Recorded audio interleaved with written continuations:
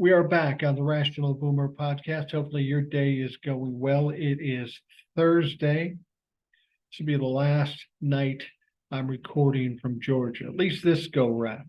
I mean, we'll probably be back next month and the month thereafter. So, this will become more of a frequent occurrence, recording from Georgia, which is starting to get a little easier. I'm still dealing with lesser quality equipment, and I need to get that figured out, and hopefully I will by the next time I come down here. But tomorrow you'll hear the podcast, and we'll be back to normal. The video will be the same. The audio will sound better. So I'm looking forward to that. That said, I'm not really looking forward to leaving Georgia. My wife and I were just talking about it. We love being here. We could stand to stay a few more days, but that's not just not in the cards. My wife has some things to do. I don't. I could fucking stay here for the next 2 months. But I've got one little hitch I have to deal with, and that is my granddaughter. If I'm going to get an opportunity to see her, I'm going to fucking do that. And I can't do that in Georgia. I wanted to mention one other thing too. When we come to Georgia or any other town that we go to where we're visiting, I always hate renting cars. I'm not getting paid for this, so don't think this is a commercial. It's not a commercial, but it's a recommendation. I hate renting cars from car rental places. So I found out about this app. It's called Turo, Turo, and it's basically like a VRBO for cars. You've got people who have their cars and they're available, and they're not all brand new, but they're all pretty well kept and they're all pretty dependable, and the prices are really good. So my wife and I thought we'd try that out a year and a half or 2 years ago. And goddamn it, every time it's worked out perfectly, you know. I pay for the car a little ahead of time. They say it'll be parked in this part of the parking lot at the Savannah airport. The keys will be in a lockbox. Here's the number. I get out of the plane, I go to the car, I unlock the lockbox, and I take off. And then when I go tomorrow, or today actually, I'll take it back to some place similar to that. I'll put the key back in the lockbox, and then I go. It's really no fuss, no muss. And whenever I've rented cars before, it's always been a pain in the ass. But I've had a lot of good luck with Turo. Never had a negative problem about it. I've saved a lot of money.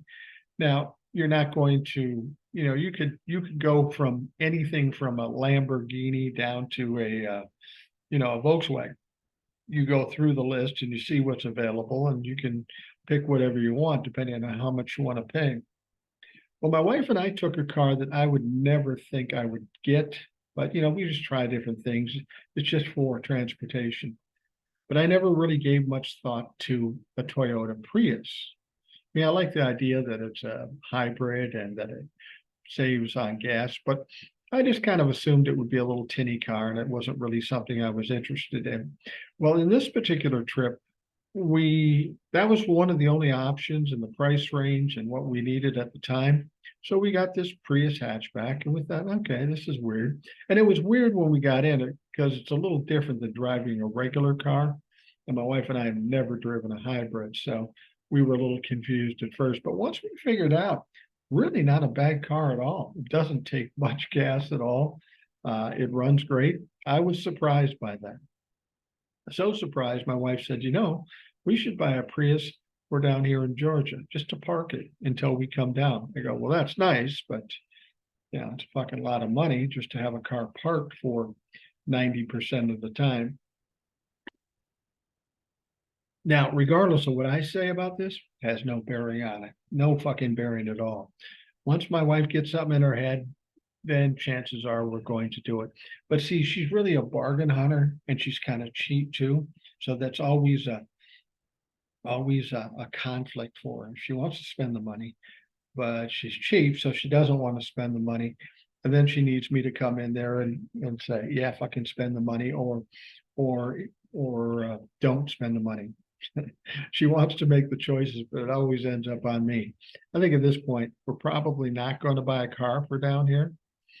I mean, during the winter months, I can't fly right into Savannah. I got to fly into Jacksonville. So if I got a car here and I fly into Jacksonville, how do I get from Jacksonville to Savannah without renting a car. And if I'm renting a car, why would I own a car? It's weird. Anyway, that's neither here than there. We've got plenty to talk about. Obviously, we don't have a guest on this time. I appreciate Lisa for coming on yesterday. That was a big help. It's always tough doing this as a single person because you got to carry the whole fucking thing. Now, I'll grant you, I can talk a lot, and I do talk a lot. But some days when my head's not in the game, I can talk a lot still, but it isn't always the highest quality. I think I'm going to do fine today. We've got a lot of stuff to talk about. And interesting, Lisa, she really keeps close contact with the news. And when I'm down here, I'm not as connected as I normally am. So I said, if you hear something, send me some emails. And she did. She sent me about 4 or 5 emails and kept me up to date. So Lisa, thank you for that. That too is a big help.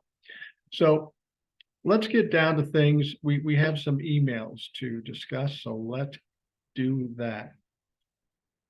The first one says, hello, Mike. Now that Trump has his 4th indictment in Georgia, I'm so elated. I'm so happy about the Georgia indictments because he wanted to win Georgia so bad by any means possible. I don't care if he goes to jail or not. I'd prefer it, but I'm happy he's just going through things and his supporters too, and actually the whole Republican Party. The politicians and right-wing media is still gaslighting the Republicans. Their constant crying and fake outrage just keeps their party trenched in the lies they've fed them for years. Now, even those who are not Trumpophobes will still support Republicans and will vote for them. Trust me, I have many family members and relatives who feel that way. They just can't get them to vote themselves to vote that deed. I'm so glad that they have brought charges on all those involved, even the lowly clerks. People have to learn this lesson. You fuck around and you will find out. The local level is where people should be afraid to mess with elections or do shady things.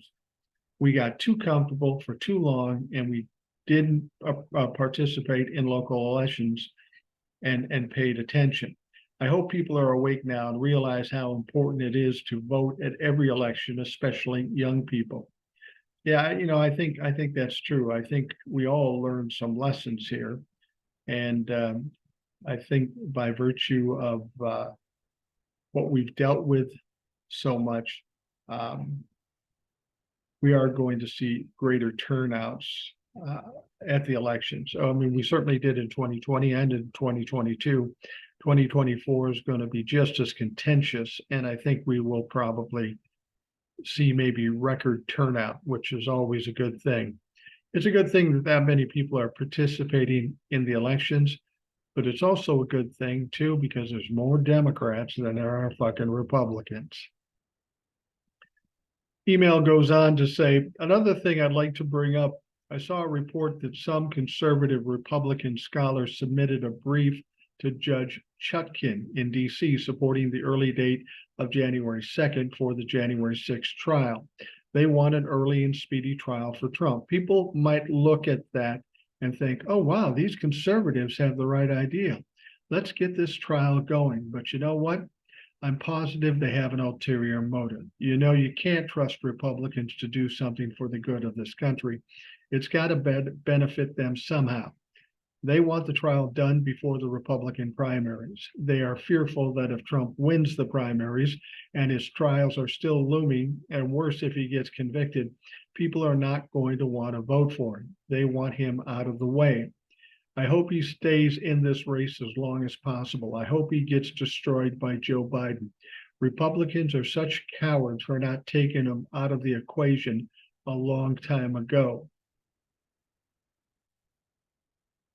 Email goes on to say, there's another thing I'm really hoping for, and that is if the sitting members of Congress involved in January 6th don't get indictments, I hope Trump outs them and airs all their dirty laundry. I mean, he's the only one that's going to jail. In his mind, that's not fair. They need to get in trouble too. So I really hope his narcissism gets the best of him and he goes after them hard, and I will be enjoying every minute of it. Thanks, Mike. Love your podcast and TikToks. Keep them coming. V. She's written a number of times. And here's the thing, I think we are going to see the sitting members of Congress get indicted. I don't know how they would slip out of that. They were talking to members of Oath Keepers and the Proud Boys, Jim Jordan and some others, talking directly to Donald Trump. They were in the mix. They were giving tours and they were strategizing in meetings in the Mayflower Hotel and even in the White House. So I think that's going to come. I think that will be in a superseding indictment from Jack Smith, also relating to January 6th.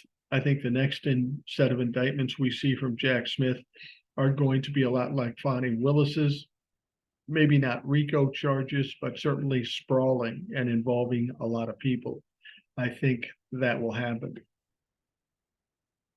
In as far as the Republicans wanting this court case to start early, I get what you're saying. They're in a tough situation. And like you said, I hope Donald Trump stays in the race for a long, long time, because the longer it goes, when he does finally drop out, it's going to cause the Republicans to have to scramble to get a candidate. And frankly, in the other candidates they have, there's not a lot of interest in any of them. So they're going to have to pull somebody out of the glut of primary candidates and try to prop them up so they get some votes in 2024. And frankly, it's not going to work. It's just not going to work. There's not enough time. The Republicans are hemorrhaging money. Donald Trump is hemorrhaging money. Everything that could possibly go wrong in an election has gone wrong for the Republicans. They're embracing overturning Roe v. Wade, the gun issue, the transgender, the LGBTQ. They pissed off everybody. And now they don't have any money. And they have their lead candidate by a long shot, by 40 points, looking to go to trial, likely to be convicted, and maybe going to jail. If the Republicans didn't have bad luck, they would have no motherfucking luck at all. Thank you, V, for the email. I appreciate it. Next one comes up from Bob. He says, "Hey, Mike, I hope you are all well. In listening to the podcast after the Georgia indictments and talking about the likelihood of Trumpy serving actual prison time, a beautiful image came to mind. Drumpy in a small prison inside the grounds of a maximum secure facility as Leavenworth or ADX in Florence. Best of all, I'm picturing Donnie's Trump right across the top of the building. I think it would be fitting. I'm certain you would too. Best wishes, Bob." Yeah, no, I agree with you. I get that vision a lot. And it is rather satisfying. It is rather satisfying to think about Donald Trump getting convicted and jailed. It's funny. I've been talking about this, that Donald Trump will get his for a long time. And a lot of people didn't believe that. A lot of people believe that, you're just going to get away with it and we'll just have to deal with it. It's just like always. And I always told you that's not going to happen. I mean, if it was normal circumstances with typical political grift or corruption, that might be the case. But these particular crimes are so horrific, so egregious, so blatant. Donald Trump almost has to be convicted and jailed. I mean, he's pushed it that far, and he hasn't stopped yet. He's still flapping his gums. That's going to cost him quite a bit, and we'll talk more about that in a moment. But for a long time, I kept telling folks, don't worry, Donald Trump will get his, and it took forever and forever, and everybody said, no, it's not coming, and it always frustrated me. Whether it came from Republicans or Democrats. Republicans are just stupid. I cut them some slack because they're dumb as fuck.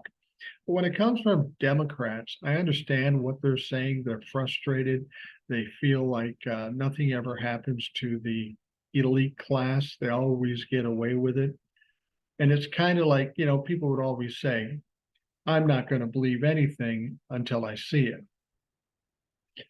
And the attitude I got from that, maybe I'm wrong about this, is that I want it my way. I want this guy cuffed and in jail right now. And if I can't have it that way, then I just won't believe it.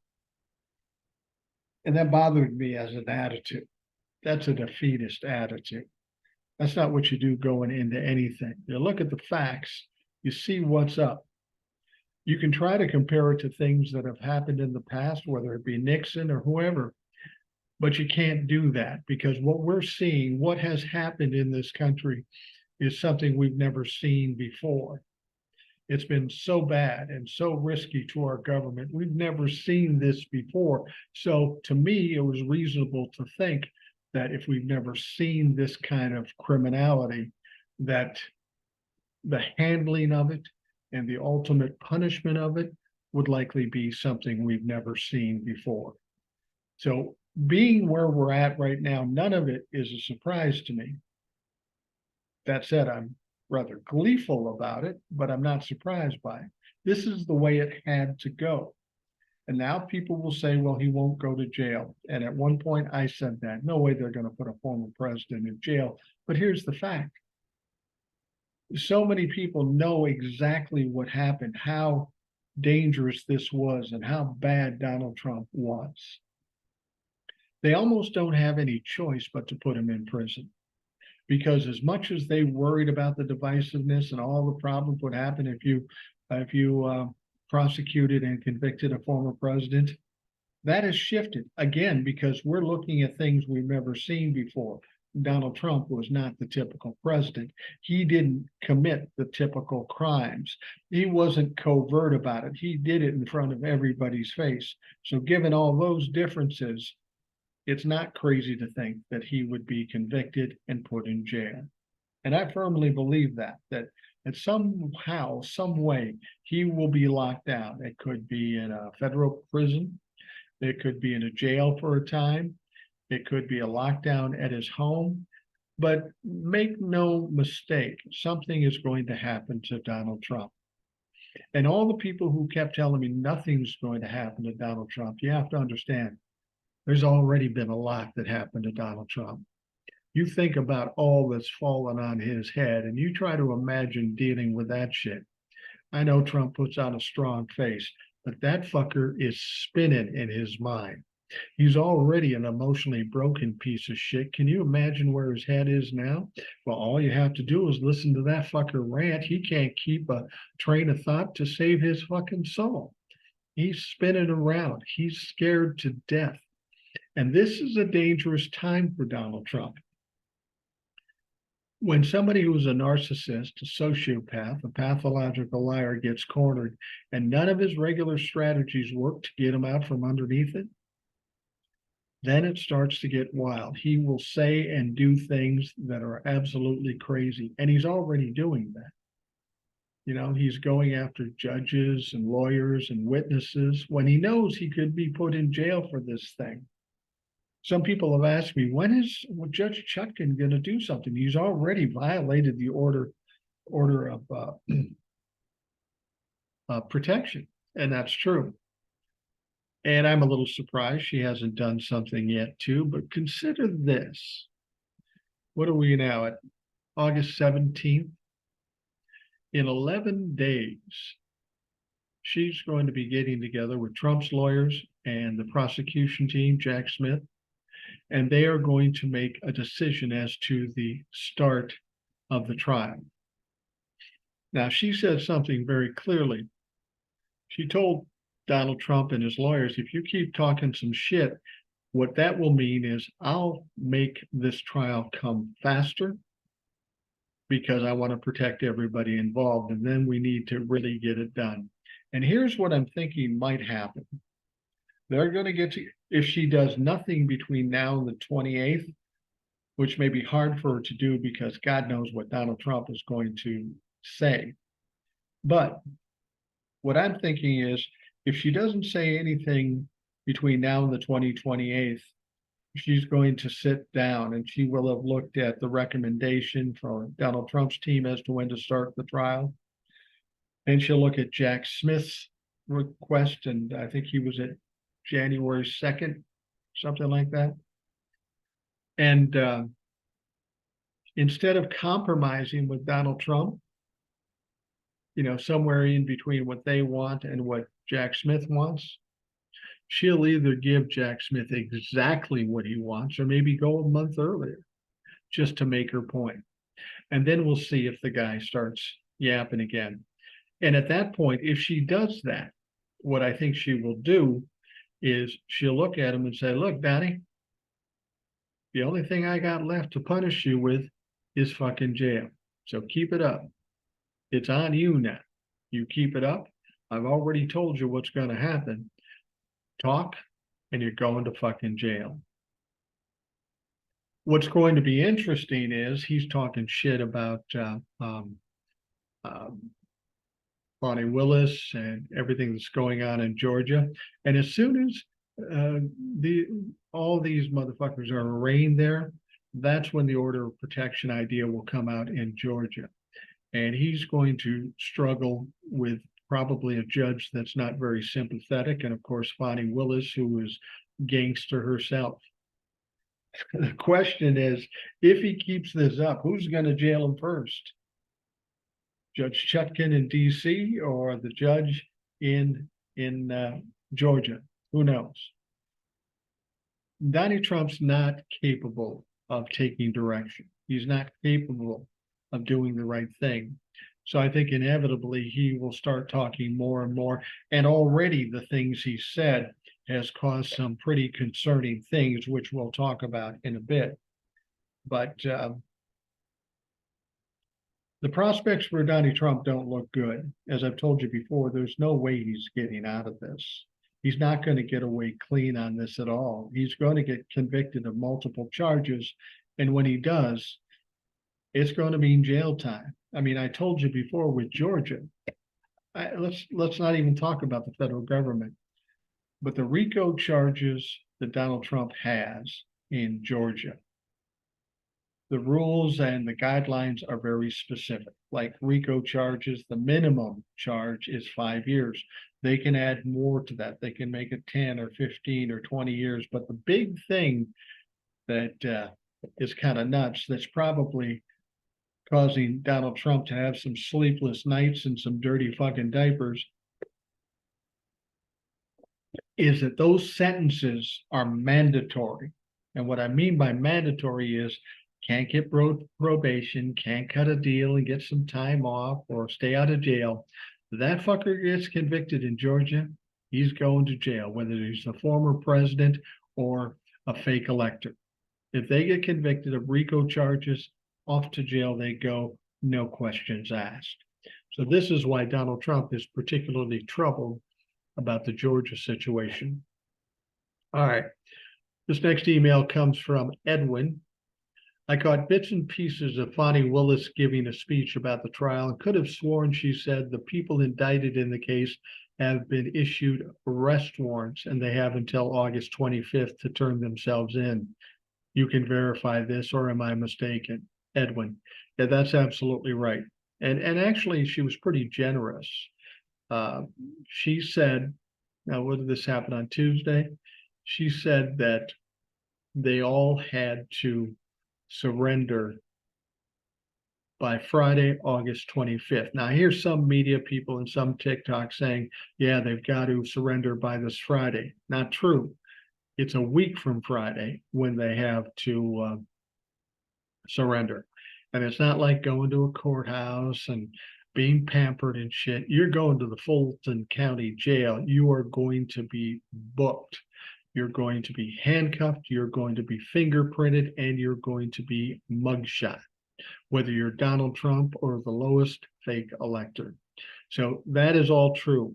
It's going to be interesting to see how they work this shit or how quickly they're going to go in. I have a feeling there may be some of the lower ones that go in a little quicker because I think Fani Willis expects a number of these 19 people to plead guilty for something lesser, and then commit to testifying against Donald Trump. I just have a feeling that's the case.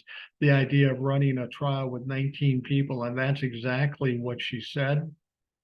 is crazy. It's going to be chaotic. I don't know how you even pull that off. I think what she did is when she said that, she was basically trying to tell all the people that were indicted that she ain't fucking around. She'll take them all on and she'll take them all down. Now, the last emails I got came from Lisa, our guest yesterday. I said she was sending me information all day yesterday to keep me up to date with what's happening in the news. And there's some interesting things. And Lisa, I thank you for taking the time to do that.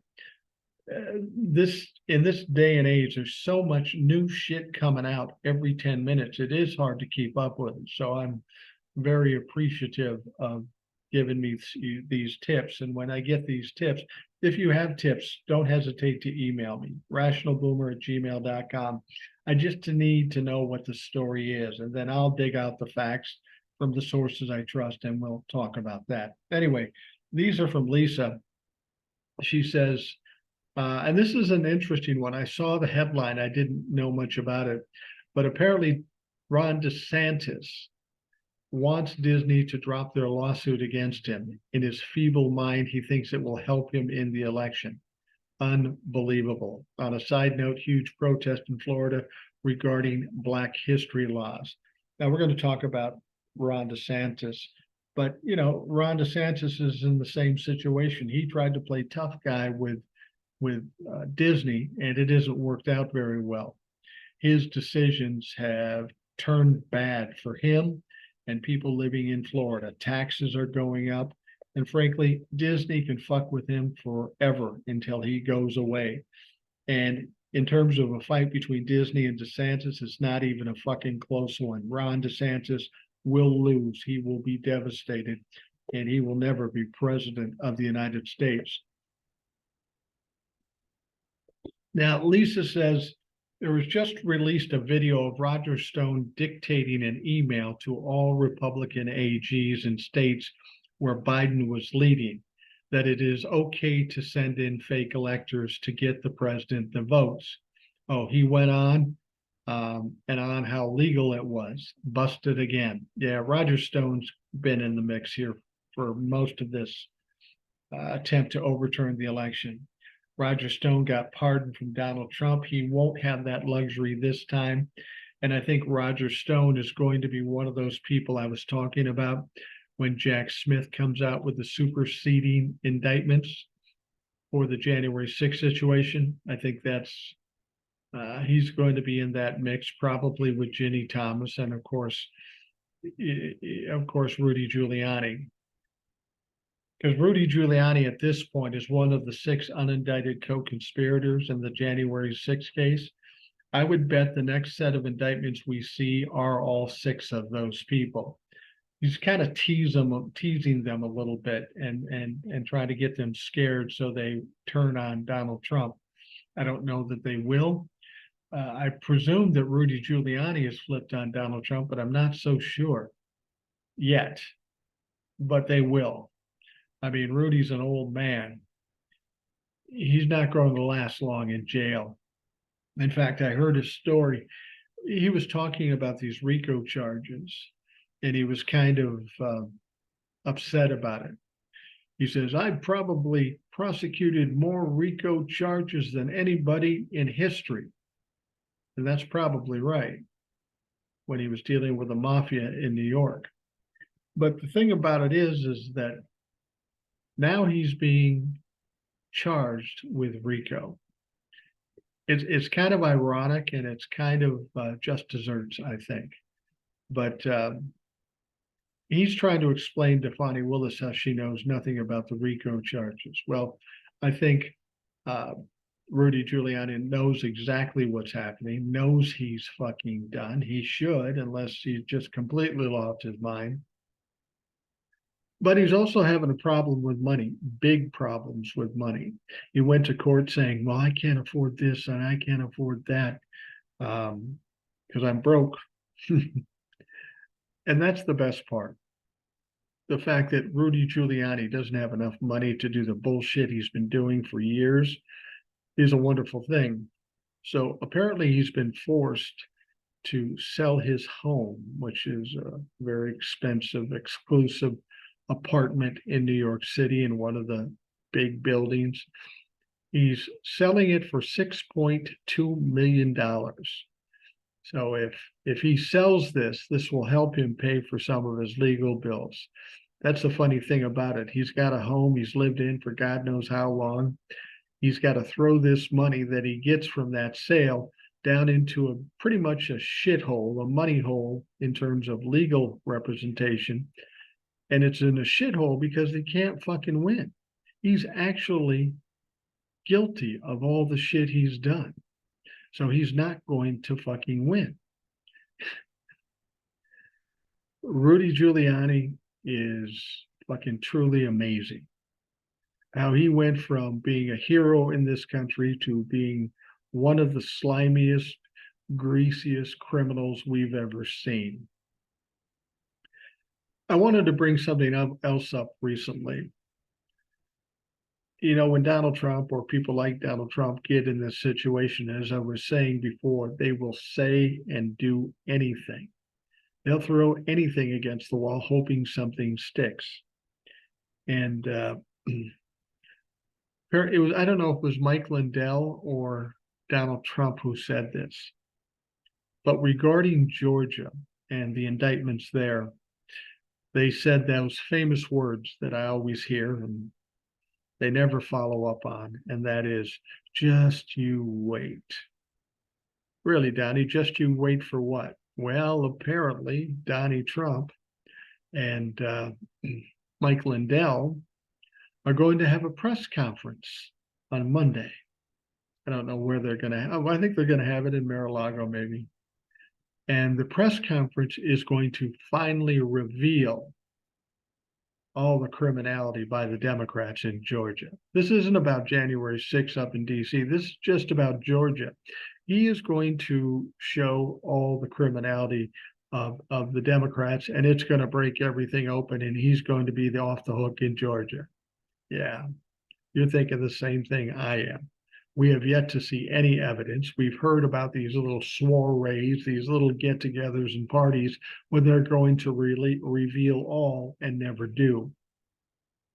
I got to tell you, if I was going to do something like this, I wouldn't have Mike Lindell sitting next to me because his track record is pretty shitty. He hasn't come up with any evidence at all. He is a man who is a sinking ship. He's not far from being broke himself and just being inconsequential. Fact is, I think he's inconsequential now. But apparently on Monday, they're going to reveal all this information. And the problem with that for me is this. Donald Trump was president. Mike Lindell was selling fucking pillows. Two things. If there is evidence that Democrats committed crimes in Georgia, why are you talking about it now?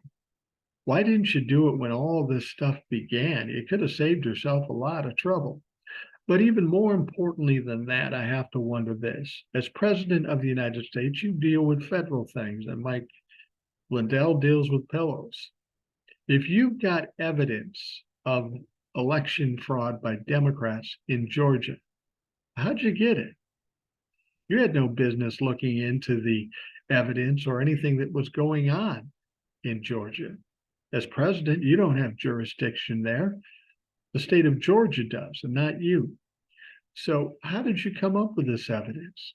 Bottom line is that press conference will either not happen or it will be absolutely ridiculous. And as I said before, Donald Trump's at a point where he's got to try fucking anything to save his soul, but none of it's going to work.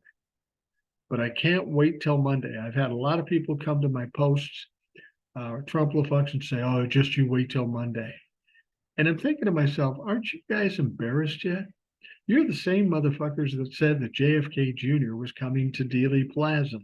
You're the one that said that Donald Trump would be back in office by whatever date. You've been nothing but wrong every time. Are you really going to hang your hat on this press conference on Monday? May not happen. Knowing Donald Trump and Mike Lindell, a lot of things they say never come to pass. It's just all rhetoric and bullshit. But even if it does, it's going to be an absolute embarrassment. In fact, one of Donald Trump's former lawyers, Ty Cobb, said if they have this, more than anything else, whatever documents that Donald Trump reveals, if he does, they're more likely to be evidence against him than anything else. Donnie's a dumb motherfucker. I will tell you that. He keeps implicating himself and he just can't help it. All right. We are going to take a quick break and we will be right back.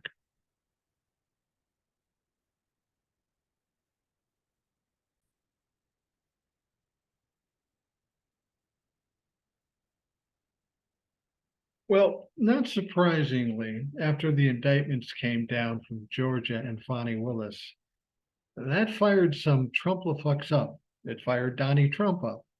And he's spewing all kinds of vile rhetoric on Truth Social. And this, of course, fired up the Truth Social loyalists, the Trump-la-fucks.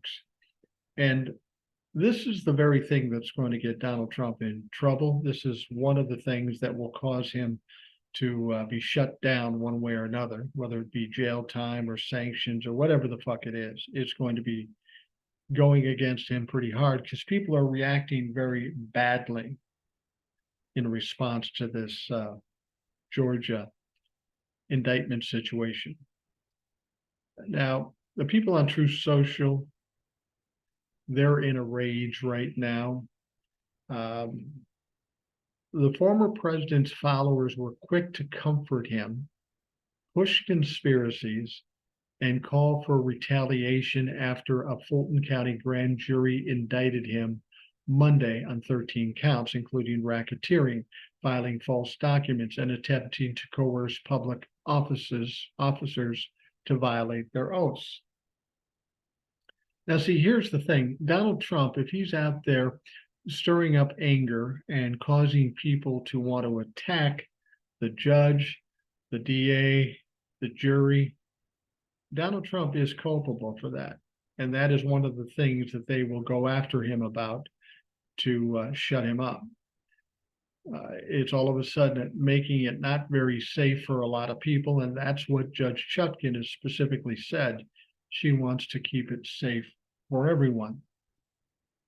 Now, many of the Truth Social users launched into direct attacks on the grand jurors, going so far as to share their names and details about their purported social media profiles. Donald Trump's loyalists started doxing grand jury jurists. How do you think Judge Chutkan's going to like that, or whoever the judge is in Georgia? This is going to be a big problem for Donald Trump. He thinks this is a plus. He thinks this is going to work for him. That's how stupid he is. He doesn't realize that this is going to fall right on his fucking head, and he is going to end up in jail or something between nothing and jail. Something bad's going to happen to Donald Trump. Here's one post. Someone needs to look into all these grand jurors. I can guarantee that every one of them has a big fat D by their name. Came from user at Levi Snodgrass 88. And then he wrote that with a photo of the jurors' names. Now, how dumb can you be? Assuming that's his real name, he just posts that on there. That's the arrogance and the ignorance that we're dealing with Trump-la-fucks. Now, this next one comes from, how much did the DOJ pay each grand juror to indict Donald Trump? Ask at Sexy Cassandra 76. I bet she's sexy. Oh, I bet she's sexy. Trump-la-fuck, probably born in 76. So what's that make her, in her 40s or something? 46, 47. Yeah, I bet you're sexy, Cassandra. But here's one thing we do know, you're fucking dumb as shit because they can track you down. Unfortunately, that's not that big a deal. It's not a direct threat. But the fact of the matter is there are threats coming. Here's one that comes from Diana Colleen. She says, I'm looking forward to the fun some will have with this list of leaked grand jurors. Mwahaha. You're so brilliant, Diana Colleen. You really think you're going to get to the grand jurors? You think something's going to happen? And if you think something does happen, you don't think the FBI is going to knock at your fucking door? God, you're ignorant.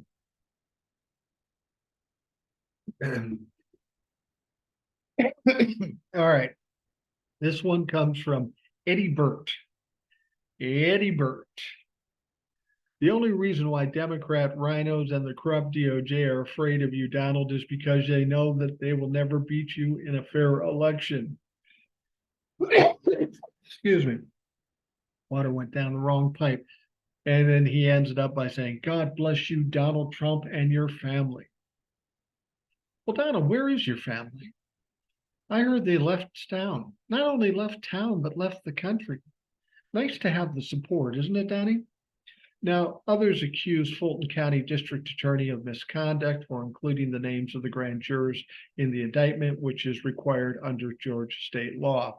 She also made all the grand jurors' name public. Now, the list is being spread around social media. Some are claiming it's a trap to go after MAGA for doxing at Pink Rose Road. Other users directed their rage more generally. This one comes from Laura 47. We can't accept a stolen election. If we do, they'll steal another election and another. We can never allow corruption and fraud to win. The indicting and silencing of President Donald Trump for revealing the crime of the century. So they can go ahead, steal another election. Georgia election fraud was massive and evidence was overwhelming. Now, this woman clearly has a little trouble with punctuation and sentence structure, but I think we get her point. This next one comes from Patty Mono. They should start with the media outlets who influenced and signaled those who rigged the election, confiscate all their assets, arrest them for life. But it's funny, that's what they're going to do to Donald Trump, because he actually did lie. And if they were going to go after the media, they would go after Fox. Oh, wait a minute. Fox just got sued and had to pay out $800 million, and they've got another one coming for $2 billion. So you're right. It's just not the right group of people. They're not going after left-wing media. They aren't going after Democrats. They're coming after you, motherfucker. Now, I was talking about Rudy Giuliani earlier, and Rudy's in a world of fucking trouble with his indictments and imminent indictments from Jack Smith. But he's got bigger problems. He's got problems similar to Donald Trump. He's got some big time money problems. And as I told you, he had to sell his apartment. But get this, Rudy Giuliani and his attorney Robert Costello went to Mar-a-Lago to beg former President Donald Trump to pay off Giuliani's legal debts. Giuliani and Costello traveled to Florida in late April, where they had 2 meetings with Trump to discuss Giuliani's 7-figure legal fees, making several pitches of how paying off Giuliani's bills ultimately is in Trump's best interest. Oh, yeah. You pay off my legal fees. It's good for you. Even if it was good for Donald Trump, he ain't going to fucking do it. Now, Caitlin Collins and Paula Reed were reporting, and they said, but the former president, who is notoriously strict about dipping into his own coffers, didn't seem very interested, wasn't feeling Rudy Giuliani's pain. After Costello made his pitch, Trump verbally agreed to help with some of Giuliani's legal bills without comment or committing to any specific amount or the timeline. Trump also agreed to stop by 2 fundraisers for Giuliani, a separate source said. So Donnie gave him a bone to chew on, but you know as well as I do, Donnie is a motherfucking liar. Do you really think he's going to give Giuliani money? I don't think so. Now, according to the report, months after that, Trump's Save America PAC paid $340,000 to a data vendor hosting Giuliani's legal records to settle the debt Giuliani owed to that firm. Giuliani, former prosecutor, of course, he's in all kinds of trouble. He's been indicted by Fani Willis. He's likely to get invited to be indicted by Jack Smith. Now, most analysts have painted kind of a grim picture of Giuliani's finances. Anybody who knows anything about Rudy Giuliani is looking at his financing, thinking to themselves, Rudy, you are fucked. You are seriously fucked. I mean, this is what's going to happen to all these Republicans, Donald Trump included. They're just going to run out of money. The grift won't work anymore. And if it does work, it's not going to be enough. Donald Trump spent $40 million in legal fees in the first 6 months of this year. And that's with only 2 indictments. He's now got 4 and more coming. That's going to be interesting. He's going to run out of money quickly, just like Rudy's running out of money. And I think Rudy was probably wise to go to Donald Trump early while he still had money. And while Donald Trump would think that the money would be endless. Well, I don't think Donald Trump's peeling off any bills right now for Rudy Giuliani. He's having problems of his own. Now, as I say, analysts have painted a grim picture of Giuliani's finances. In addition to the record bills, he had hundreds of thousands in direct attorney's fees and judgments. And things could get much worse if he loses the suit by the Georgia poll workers he baselessly accused of stuffing ballot. And he is going to lose that one. You know who I'm talking about, the mother and daughter that were election workers in Georgia, where Donald Trump and Rudy Giuliani said that they were doing drugs and throwing away ballots and stuff. It was all untrue, and it put these women in a very dangerous situation. A lot of people were coming at them, probably still are.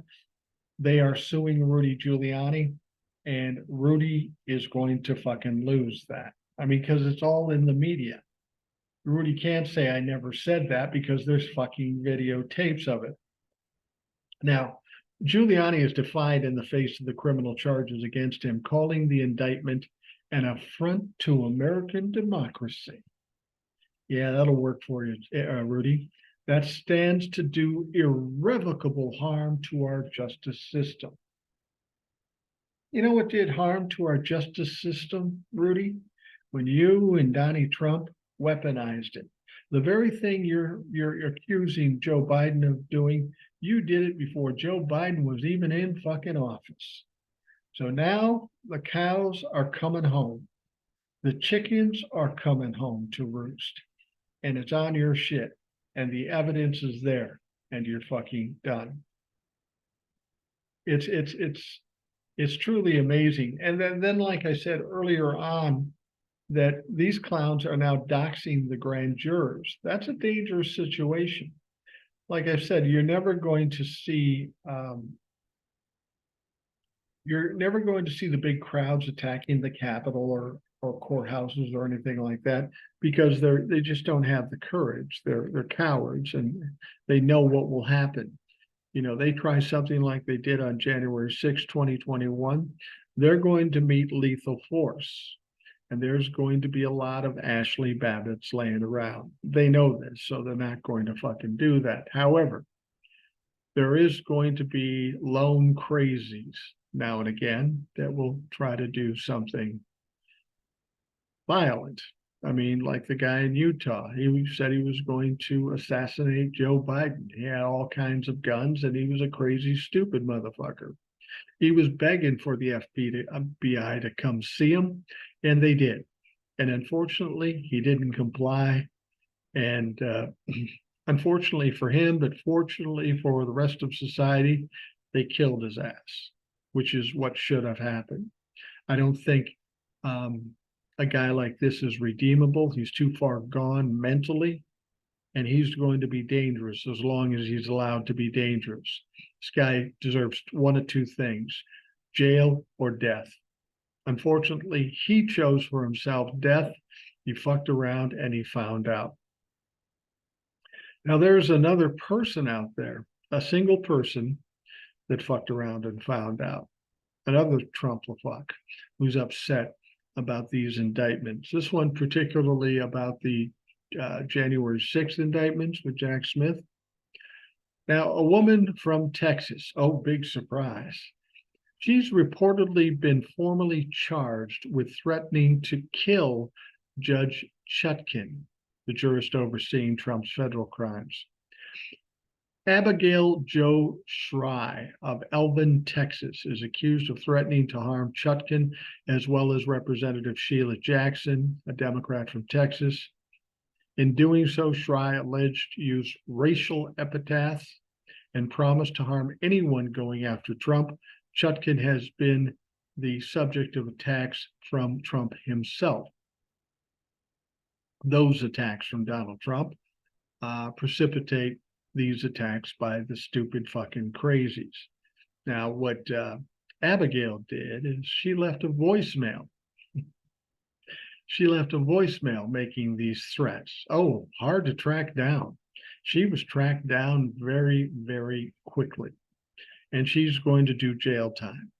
And I'm sure that Judge Chutkan doesn't really appreciate the humor in all this. And like I say, this is going to come out of Donald Trump's ass. This woman was essentially incited by Donald Trump's ranting and ravings. And this is exactly what Judge Chutkan told him not to do. I don't know when, how, or where, maybe the 28th of August, but Judge Chutkan isn't going to let this go. Now, as I say, she threatened to kill Judge Chutkan, and that's pretty serious shit.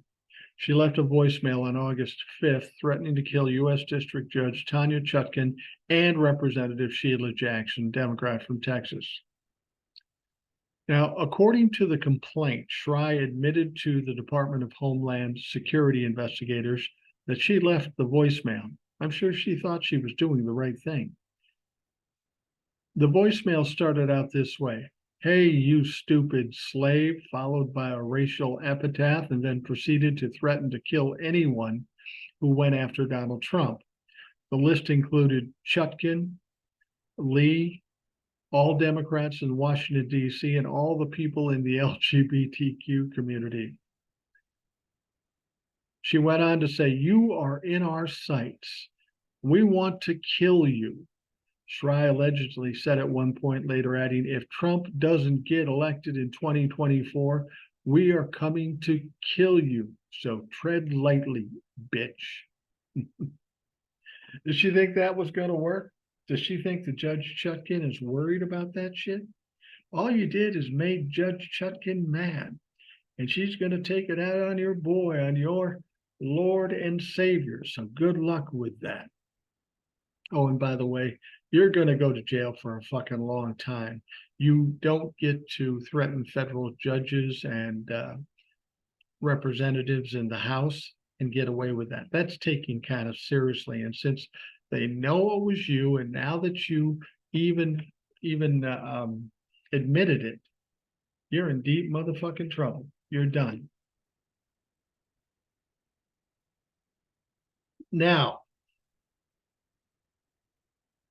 Fulton County District Attorney Fani Willis on Wednesday, and this is kind of weird because she's doing it before the arraignment. I'm not sure why, but Fulton County District Attorney Fani Willis on Wednesday issued a request to set former President Donald Trump's trial date for March 4th, 2024, right about the time of Super Tuesday.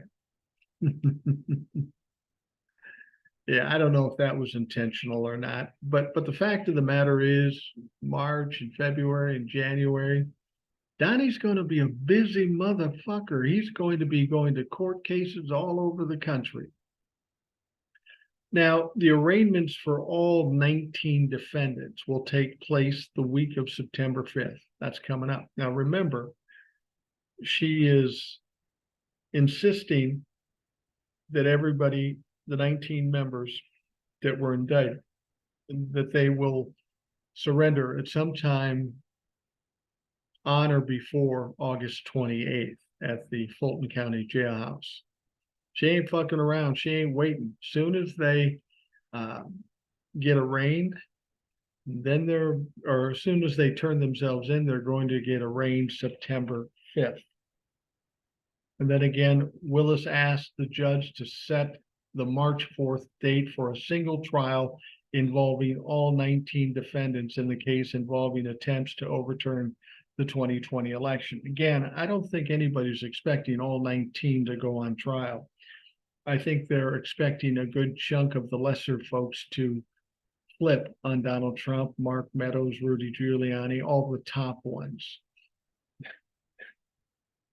Somebody said to me, well, what if Donald Trump tries to cut a deal? What's he got to deal on? The only time you have a deal is if you can flip on somebody. Donald Trump is top of the food chain. He got nobody to flip on.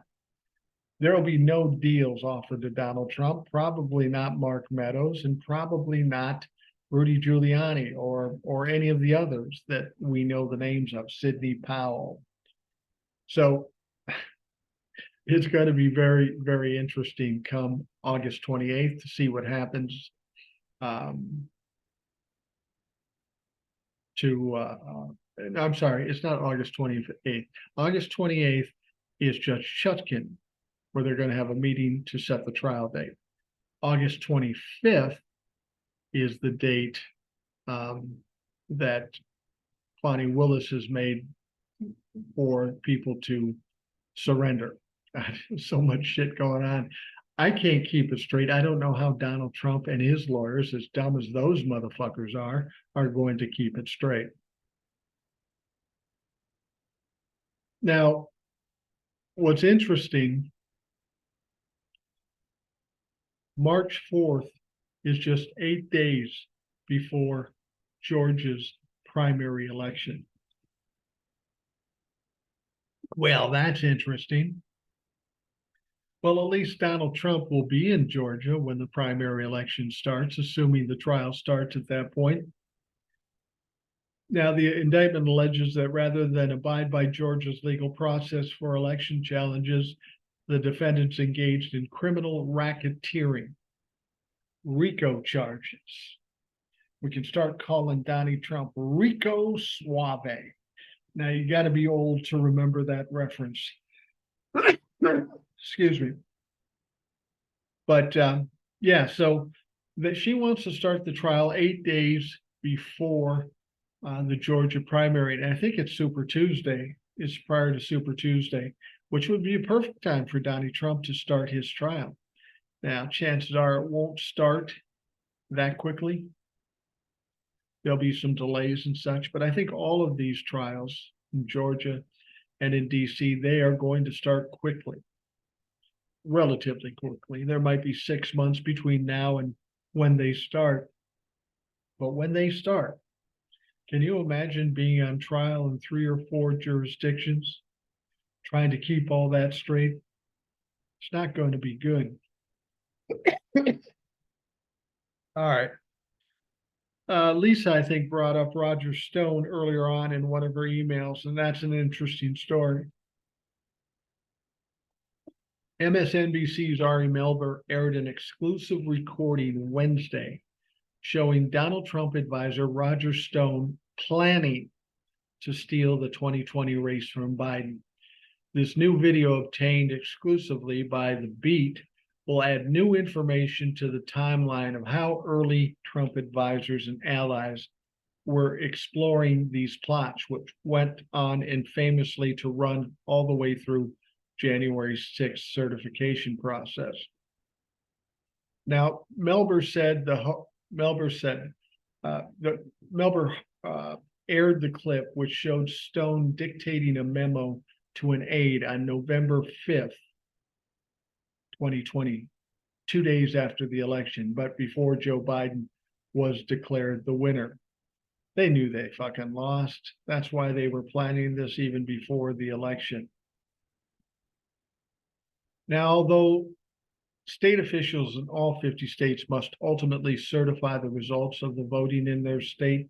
The final decision as to who the state legislatures authorized to be sent to the Electoral College is a decision made solely by the legislators, Stone said.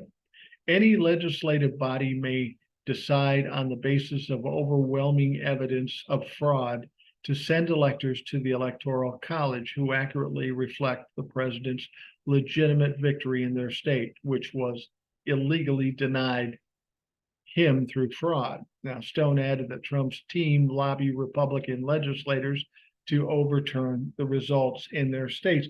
The only problem with what Roger Stone is suggesting is he had no evidence. There was no fucking fraud. This was just a game. This is how Roger Stone acts. He doesn't care about truth or facts or the law. It's how to game the system, how to create uncertainty, how to create chaos. And that's what he was looking to do. He knew there was no election fraud, but he didn't like the outcome of the election. So he decided to create this diversion, this distraction, this delay, if you will. Now, Ari Melber then introduced Danish documentary filmmaker Christopher Gulbrandsen, who is the one that captured the footage. You'll remember there was some other footage earlier on in the year that came from that same documentary. Now, the documentary, Gulbrandsen, who did the documentary, says, I picked up Roger Stone at his home on November 5th, 2 days after the election, and I expected him to be somewhat downtrodden over the results, and Biden had consolidated his lead by then. But as we drove to his workplace, he was completely buoyed with energy. He was on the phone, restarting Stop the Steal, mobilizing people for the effort that they saw eventually culminate on January 6th. So, I mean, you talk about journalism as the first draft of history, but this film and this opportunity to record this felt like, it's history as it unfolds. So in the true sense, we had a strong feeling of witnessing something very wrong, but also very historic. And I think he's right on both counts. It was absolutely wrong, but absolutely historic. And we are still going through these historic times. Long after I'm dead, and some of us that are of a similar age are gone, our children and grandchildren will be talking about this time in history. It'll be something that's studied, and I would assume they're all going to try to do whatever they can to make sure this doesn't happen again. Ari Melber then asked former federal prosecutor John Flannery if he thought the footage was incriminating. He went on to say, oh, absolutely. And what Christian just said, which nails it down, is they knew they had lost the election before it was announced. And that's why they began these initiatives then. And in the weeks and months beforehand, they had to know what was going on. Now, Flannery continued, but judging by the conduct after that, by the people who are going out doing what is prescribed in that dictated memo, we know they've already pulling together. And then to have the president's son basically breaking out the elements that conforms with what Stone is sending. So I think it's powerful. I think it would be powerful for any of the cases that are pending, certainly Smith and certainly in Georgia. See, that's what I mean. You know, we have Republicans and Trump bucks talking about all the corruption, all the criminality of the Biden crime family, but there is no evidence. We're trying to suggest that Donald Trump is innocent. Trouble is, there's all kinds of fucking evidence. Now, Roger Stone was set to go to jail, but Donald Trump pardoned him. But just for what we're talking about here, there's a good chance that Roger Stone will go to jail again. And guess what? Donald Trump can't pardon him or fucking anybody else. Roger Stone will probably die in jail. He's an old motherfucker too. Let's talk about Lindsey Graham, Senator Lindsey Graham from South Carolina, the state next to where I'm at right now. Now, on Wednesday, he railed against the recent indictments of former President Trump for his efforts to remain in power during the 2020 election and accused prosecutors of being motivated by political bias. Yeah, that's what they're saying, but the fact is, Biden won the election. There is no evidence of fraud. This is just more bullshit. And I kind of thought that Lindsey might have been quiet after this because he did not show up on the list in Georgia. And that's surprising because he was in the mix. He made 2 calls to Brad Raffensperger. And like I've said before, that can only presume one thing, and that would be that Lindsey flipped on Donald Trump. Now, after doing that, you'd think he'd want to be quiet. But apparently what he's trying to do is try to cover his ass. But it's only temporary. Because if he did flip on Donald Trump, he's going to have to testify in the trial. And then shit will rain down on him. We talk about Trump-lefucks going after Judge Chutkan. Well, they'll be going after little Miss Lindsey because he will be somebody who betrayed Donald Trump, and he did it to save his own ass. That will come out ultimately. I can't possibly believe that Fani Willis just let him get away with it, unless she has superseding indictments and there's more to come. Don't know that that's true, have no evidence that it's true, but it's possible. Clearly it was possible with Jack Smith, and it's going to be possible again with Jack Smith. There is definitely going to be some superseding indictments involving members of Congress, Roger Stone, Jenny Thomas, and the like. So Lindsey Graham was on Hannity. He said he's being prosecuted in a way to make challenging an election a crime just for him. He said that, Graham said that on the Hannity show. You can claim you were cheated if you're a Democrat. If you claim you were cheated as a Republican, they're going to try to put you in jail. See, where Lindsey is missing it here is you can claim whatever you want. You can say whatever you want. When you make a concerted effort to overturn an election and overthrow the government, that's where the line is drawn. And when there's plenty of evidence, you got a fucking problem. Graham also repeated an argument Trump and his team have been making, claiming Trump cannot get a fair trial in a district that did not support him in the 2020 election. See, that goes back to what we said before, where he wants to get a new venue. Well, that's not going to happen. The rule is that you stand trial in the location where you committed the crime. And that was Washington, D.C. And just because Donald Trump may not be popular in Washington, D.C., that's not a thing. If that was a worry of yours, then you should have committed the crime in a friendly fucking place. But that isn't a thing when it comes to deciding change of venue. The change of venue thing is rarely done. It's in unusual circumstances, and this isn't unusual.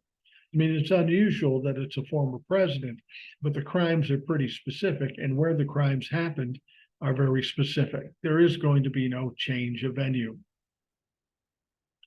Now, Lindsey went on, he downplayed the significance of the charges and claimed Trump was being charged for telling people to watch a network show about the election. Yeah, no, that's not what happened. Trump was recently indicted in Fulton County, as we know. And it's not going to go well. Lindsey Graham is probably one of the people that's going to put the nail in the coffin for Donald Trump. And now he's just trying to cover his ass, trying to stay safe as long as he can.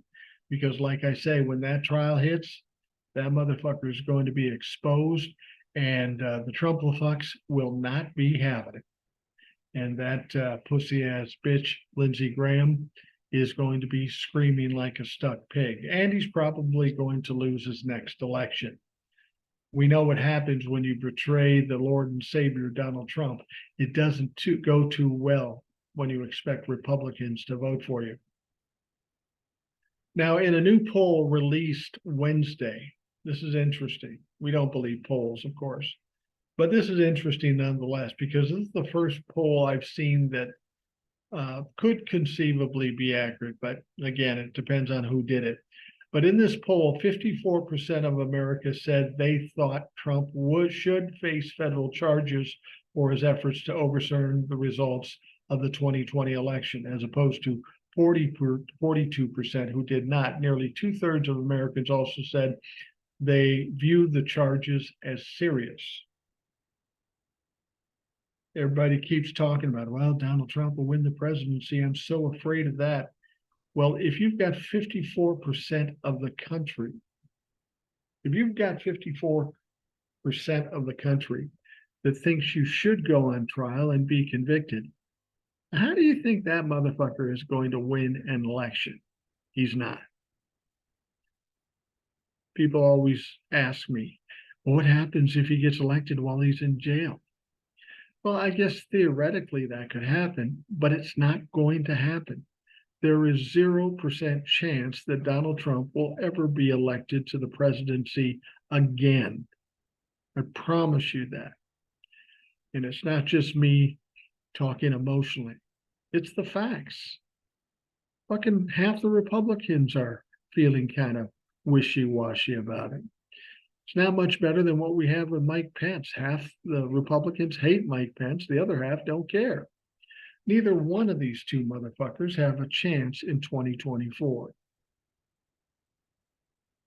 Now, one of the people that have talked a lot about Donald Trump on the news channels is his niece, Mary Trump. And she's not only knowledgeable about Donald Trump, but I believe she's a doctor of psychiatry or psychology. I'm not sure which. She said that former President Donald Trump is so afraid of fear of humiliation that he is unable to step back and think rationally about his own behavior in the wake of being indicted in Georgia. Now, that's the view of Mary Trump. She was on MSNBC talking about it. Now, the host of the show, Alex Wagner, said, you mentioned the concept of accountability and how it's not something that Donald Trump is particularly familiar with. I wonder what you think of the peril that he keeps putting himself in, legally speaking, by lashing out at prosecutors, targeting judges, speaking badly about the very people who will determine his fate, and being effectively not threatened, but potentially forced to pay a price, or that in the form of a trial date that has moved, or a fine, or even possibility of incarceration. Do you think there is anything at this point that could force Donald Trump to stop the vitriol and to stop the tweets and the rants, or is he going to push it as far as he possibly can? Now, Mary Trump is saying the same thing I am, and I don't do it because I'm an expert. I just know my experience with these kinds of people. And Mary Trump said, the short answer is no, he's not going to be able to stop himself. She says there's been a really interesting shift over the last months or a couple of years, the way in which he is presenting himself in social media, the kind of attacking nature and the aggressiveness that used to be a strategy for him. He is literally doing what he has done in other contexts, which is pushing the envelope to see how much he could get away with, which obviously until this time has been everything. But the unconscious fear, the terror, and especially if you have a fear of humiliation, is so strong that he cannot course correct and realize what he's always done is this time not going to get him what he wants. In fact, quite the opposite. And she's absolutely right about that. Having dealt with narcissists before, they're deeply insecure, and they cover it by acting like they're very confident.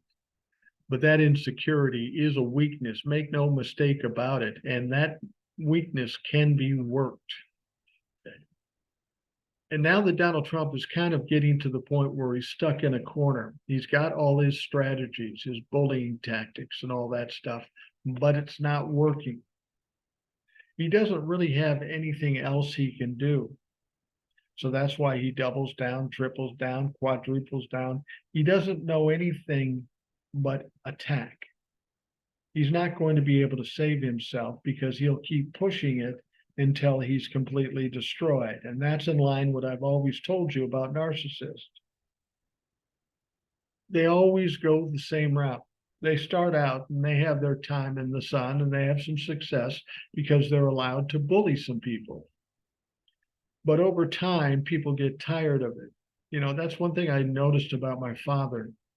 A lot of people thought well of him, people who knew him in passing or as acquaintances, but he never had close friends. Because when you have close friends, they see who you really are. And narcissists don't like that. So Donald Trump can't change his style. He can't possibly say he's wrong. It's just not in him. The guy is mentally ill. There is no fucking question about it. He is absolutely mentally ill. And a normal person would say, okay, I'm beat. I give up. I'm going to change my style here. Donald Trump is incapable of doing that. He just can't. And that's why the only thing that will occur out of this in the end is ultimate destruction. That's what happens with narcissists. They always crash and burn. Then what happens after that, it varies. They just, generally they run away. And when I say run away, I'm not talking about them leaving the country. They just go so far underground where they don't have to face anybody.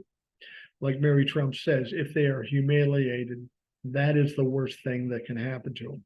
That is the worst thing than losing an election, even going to jail. Humiliation is the worst thing. And this is why I've always said, when it comes to Trump-a-fucks, Donald Trump, or all the people around him, just keep telling them they're stupid. Keep laughing at them, because that's the one thing that crushes these motherfuckers. It does every time. And when there's no way out, I mean, they'll try to be tough and they'll try to bully their way out, but they never can. Ultimately, they all crash and burn, and they fight like hell in the process, but they always fail. Donald Trump is currently crashing. He will be burning soon, and he will be a failure, and he won't be able to live with that. He'll deny it. He'll scream and yell. He'll try to find a way out. But this is the one time Donald Trump has no way out. And I mean that sincerely. People always think he's going to get away with it. With almost 100 felony charges, there's no way he gets away from this clear and clean. So I've told you, he only needs one conviction, maybe 2 convictions. He's fucking done. What are the odds that he has 98 felony charges and he gets away with it? There's no fucking chance. 0 chance. If you're still wondering to yourself, what happens if Donald Trump gets to be president? Stop it. It's not going to fucking happen. It's just not going to happen. All right, we are going to wrap up the Rational Boomer podcast. I want to thank you for taking the time out of your day. I hope you have a great day. I'll be back in Minnesota tomorrow, and we'll see you then.